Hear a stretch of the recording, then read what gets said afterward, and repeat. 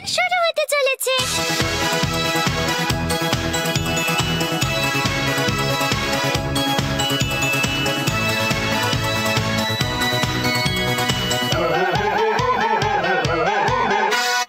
নান্দেমো কান্দেমো মিন্না ওদরিを踊っているよ。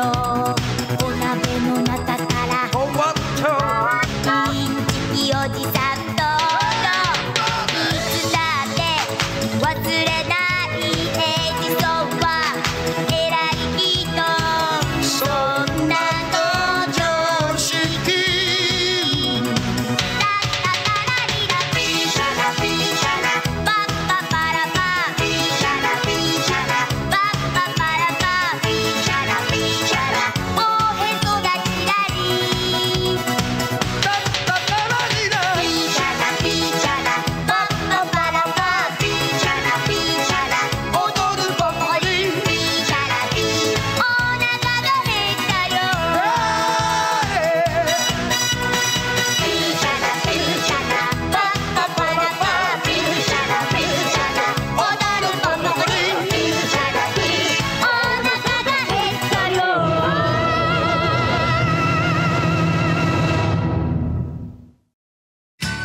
আজকে আমরা স্কেটিং শিখলাম। এসো আমরা দেখি। হেই তামাচান, তুমি কি কাল টিভিতে আইস স্কেটিং দেখলে? হ্যাঁ, আমি দেখেছিলাম। অসাধারণ ছিল, তাই না? কি সুন্দর করে লাফাচ্ছিল। আমার তো খুব পছন্দ হয়েছে। আমিও যদি এরকম স্কেটিং করতে পারতাম। হ্যাঁ, একদম। যদি আমরাও পরিশ্রম করি তাহলে আমরাও একদিন ওর মতো করতে পারবো। তোমার তাই মনে হয়? হ্যাঁ, কাল তো সানডে। কাল তুমি আমার সঙ্গে স্কেটিং করবে? কি আমি? শুনে তো ভালো লাগলো, কিন্তু আমি তো আইস স্কেটিং করতেই পারি না। আমি তো প্রত্যেক সপ্তাহে স্কেটিং করতে যাই। আমি তো জাম্প করতে আর স্পিন করতেও পারি। আমার মনে আছে তুমি খুব ভালো স্কেটিং করো। হ্যাঁ, একটু একটু। কালকেও যাব। সত্যি যাচ্ছ? তাহলে কি কালকে তুমি আমাকে একটু স্কেটিং করা শিখিয়ে দেবে প্লিজ? হ্যাঁ, নিশ্চয়। খুব ভালো। এবার একদিন আমিও ট্রিপল জাম্প করা শিখে যাব।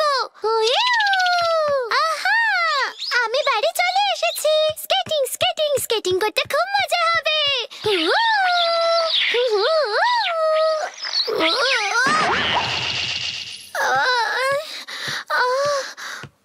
মা, তুমি ঘরটা ঠিক করে মোছনি কেন? আমি এক্ষুনি পড়ে গেলাম। কি মেঝেতে কিছু পড়েছিল নাকি? না, কিন্তু এটা ঠিক করে পলিশ করে না, তাই আমি ঠিক করে স্লাইড করতে পারছি না। কি বললে? আমি স্কেটিং প্র্যাকটিস করছিলাম। কালকে আমি তামাচানের সাথে যাব। আমার একটা মাফলার আর 2 পেয়ারস গ্লাভস চাই। তাহলে তুমি এক জোড়া প্যান্টও নিয়ে যেও চেঞ্জ করার জন্য। তুমি প্যান্টস বললে, কিন্তু আমি তো অন্য স্কেটারদের মতো স্কার্ট পরবো ভেবেছিলাম। যদি তুমি এই ধরনের ড্রেস পরো তাহলে তুমি বেশিক্ষণ স্কেটিং করতে পারবে না। পরে গেলে আন্ডার প্যান্ট ভিজে যাবে, তাই প্যান্ট পরেই যাও। আরো একটা কথা, তোমার ঠান্ডা লেগে যাবে, তাই ভেতরে একটা উলেন আন্ডার প্যান্ট পরে নিও। বিশ্বাসই করতে পারছি না যে মা আমাকে উলেন আন্ডার প্যান্ট পরতে বললো। তবে মারুকো, এটা কিন্তু কুশনের কাজও করবে। তুমি যদি পড়েও যাও তবুও তোমার খুব বেশি চোট লাগবে না। একটা স্কেটার যেমন জামা কাপড় পরে আমি সেরকমই পরতে চেয়েছিলাম, কিন্তু একটা উলেন আন্ডার প্যান্ট পরে আমার তো সেরকম ফিলিং আসবে না। তুমি জানো ওনাকে আবার বলছিল স্কার্ট পরে স্কেটিং করতে যাবে। তুমি পরে গেলে যদি আন্ডারওয়্যার দেখা যায় তাহলে লজ্জা করবে না?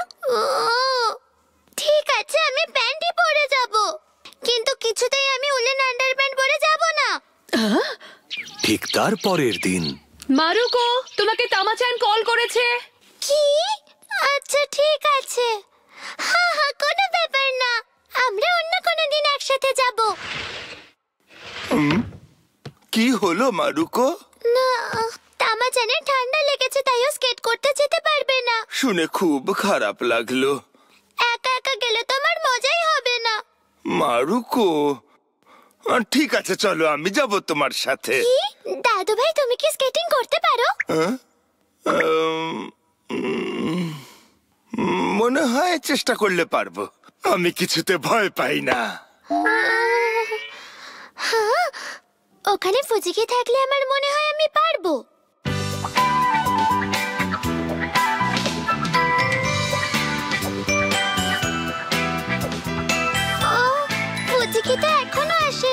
ওর সাথে দেখা করতে তুমি?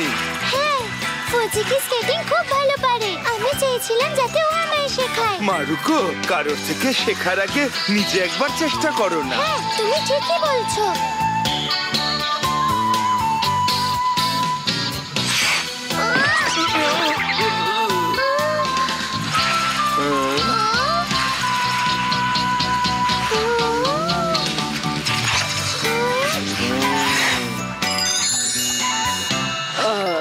নকুজি-সান, হাই। হ্যালো। নাগোজি-সান, তুমি স্কেটিং এ খুব ভালো। হ্যাঁ, কিছুটা।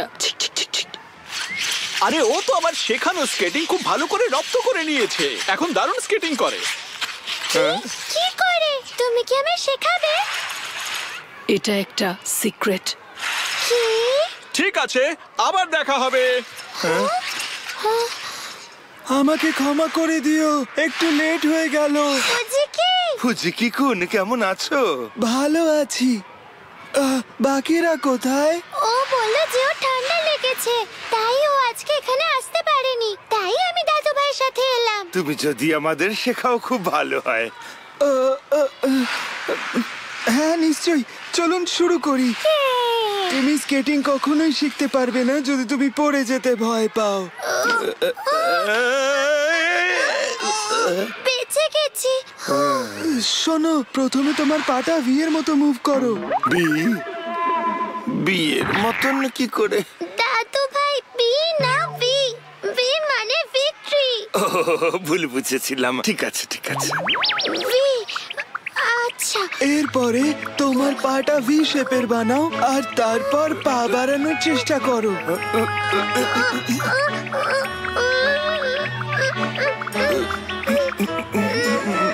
নিজের শরীরটা একটু হালকা রাখো। স্কেটিং করার জন্য শরীর হালকা হওয়া খুব দরকার। আচ্ছা, আমি হালকা রাখার কথা বলেছিলাম। হ্যাঁ বুঝতে পেরেছি, কিন্তু আমার ভয় করছে। ভয় পেও না, কিছুই হবে না। দেখো, আমি দেখাচ্ছি কি করে করতে হয়। ভালো করে দেখবে। হ্যাঁ, হ্যাঁ, ঠিক আছে।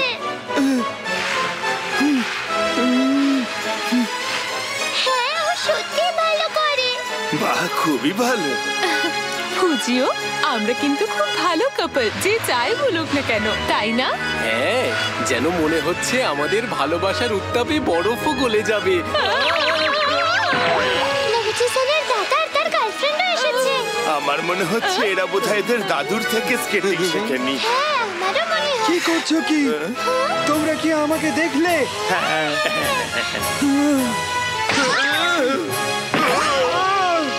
ফুজিকি, আমরা একটু একা একা প্র্যাকটিস করি, ততক্ষণ তুমিও নিজে প্র্যাকটিস করে নাও। কি, তাই বুঝি? স্কেটিং শিখতে আমাদের সারা জীবন লেগে যাবে মনে হচ্ছে। তার মানে আমি ভালো করে শেখাতে পারছি না? না, আমি তা বলতে চাইনি, কিন্তু তোমাকে জ্বালাতন করতে আমাদের খারাপ লাগছে। ঠিক আছে, তবে আমরা পরে দেখা করছি। দাদু ভাই, আরেকবার চেষ্টা করি। হ্যাঁ, নিশ্চয়ই। চলো। এই, মারুকো।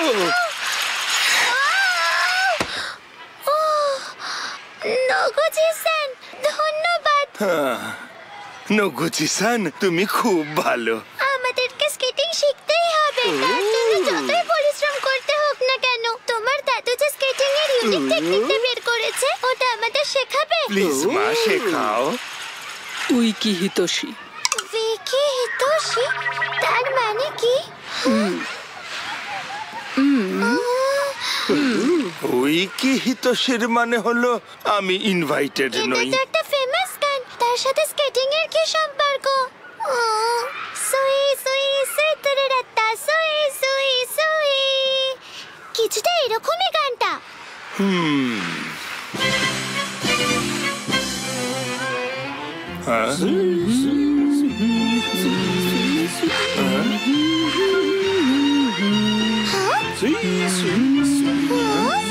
ওরা তো কিছু একটা গুনগুন করছে। আমি ওটাই ভাবছি। এটা হতে পারে না। তাহলে আমার কি করা উচিত? দাদু ভাই, পরের লাইনটা কি আমি জানি, কিন্তু আমি থামতে পারবো না। আরে সুই সুই সুরারাত্তা, সুই সুই সুই। হ্যাঁ, বুঝতে পেরে গেছি, এটাই তাহলে সুতরে বসের গান। দ্যাটস রাইট, তুমি একদম ঠিক বুঝতে পেরেছো। স্কেটিং করার সময় সুদারাবুশির গান গাইতে গাইতে তুমি নিজেকে লুজ করতে পারো। আমি এটা শোকর জন্য বানিয়েছি, কারণ ও হাসতে খুব ভালোবাসে। আহো রে সুই সুই সুসরারাত্তা সুরা সুরা সুই সুই সুই সুই দা সুই দারারাত্তা সুরা সুরা সুই সুই সুই। হ্যাঁ, এটা কাজ করছে। হ্যাঁ, নিজেকে বেশ হালকা লাগছে আর আমার স্কেট করে খুব মজা লাগছে। সুতরে বসের গান, হরে! সুই সুই সুতরে রাত্তা সুরা সুরা সুই সুই সুই। কিন্তু মারুকো, এবার আমরা থামবো কি করে? হ্যাঁ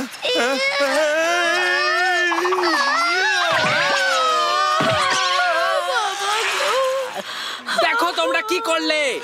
আমাদের ক্ষমা করে দিন। ভালোবাসার মানুষকে এইভাবে আলাদা করে এটার মূল্য তোমাদের দিতে হবে।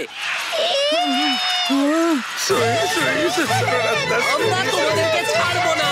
দাঁড়াও, আমাদের ক্ষমা করে দিন। কোথায় পালাচ্ছ তোমরা? যাচ্ছটা কোথায়?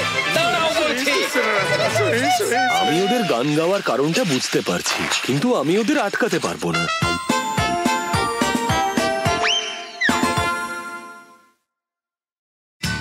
বসন্তকাল এসে গেছে, এসো আমরা দেখি।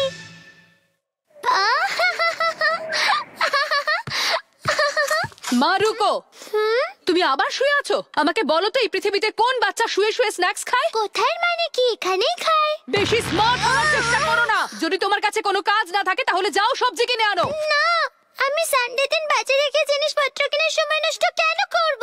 বাড়িতে একটাও গাজর নেই যে আমি তরকারি বানাবো। আমি যাব না, বাইরে খুব ঠান্ডা। ঠান্ডা নেই, বসন্তকাল শুরু হয়ে গেছে। মা, আমি বলছি বসন্ত তাকে বলে যখন বাইরের ওয়েদার একটু একটু গরম হয়ে যায় আর আমাদের ভালো লাগে, তখন তাকে বসন্ত বলে। এখনো তো ঠান্ডাই লাগে। এসব তুমি কি বলছো? তোমার তো 12 মাসই আলসেমি লেগে থাকে, তা সে শীত হোক বা বসন্ত কিচ্ছু যায় আসে না। মারুকো এটা শুনে কিচ্ছু বলতে পারলো না। আমি বাইরে থেকে একটু ঘুরে আসছি। ও ঠাম্মা, আজকে কি আছে যে তুমি এত সুন্দর করে সেজেছো? আমি তো বসন্তকালের পোশাক বের করে নিয়েছি। বসন্তের পোশাক? কিন্তু বাইরে তো এখনো ঠান্ডা। কিন্তু মার্চ মাসে তো বসন্তকাল চলে আসে। দেখলে, আমি এটাই বলছিলাম। এই স্কার্ফের রংটা খুব সুন্দর। ধন্যবাদ। এটাকে চেরি ডাইং বলে। চেরির ছাল শুকিয়ে এই কালারটা তৈরি করা হয়। গাছের ছাল দিয়ে? ফুলের পাপড়ির রং দিয়ে ডাই করা হয় না? শুনেছি গাছে যখন ফুল ফোটে তখনই এই কাজে গাছটাকে ব্যবহার করা হয়। হ্যাঁ, সত্যি গাছের শুকনো ছাল দিয়ে এত সুন্দর রং হয়ে যায়? এটা তো পুরো ম্যাজিক মনে হচ্ছে। আমি পুরোটা পরিষ্কার বলতে পারবো না, কিন্তু শুনেছি চেরি গাছকে অনেক কষ্ট করে ফুল ফোটাতে হয়। তাছাড়াও এই গাছের যত্ন নিতে হয়।